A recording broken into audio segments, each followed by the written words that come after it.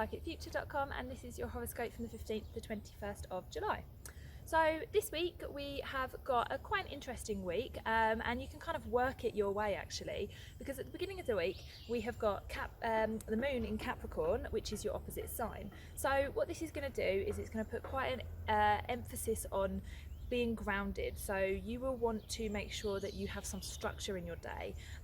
If you have like a day off, don't just let it happen as it unfolds. Make sure that you have at least one activity, or at least one chore, or at least one kind of like thing that you have to do. Basically, make sure that you have a little bit of scheduling in place, because this will help you to feel like you have achieved something by the end of the day. Otherwise, what will happen is it will kind of just like flow like water, and then you will end up feeling like, oh, what did I really do with my time?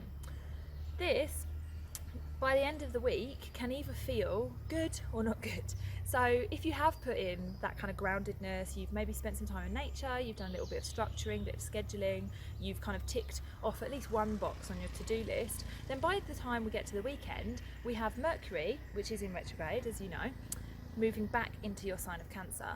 Now this, if you've done the kind of the practical work throughout the week, will just kind of manifest in, feeling like, hey, I've earned this comfort, I've earned this weekend of like, feeling like chilled out or having some kind of intuitive time and, going within a little bit. I've earned this.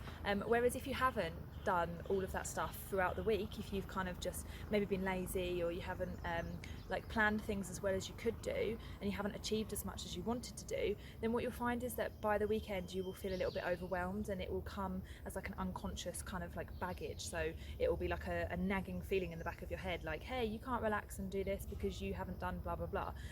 So make sure that you do actually put in a little bit of extra kind of work during the week, just to make sure that by the weekend you can actually chill out and you can enjoy yourself rather than getting swept up with the emotions.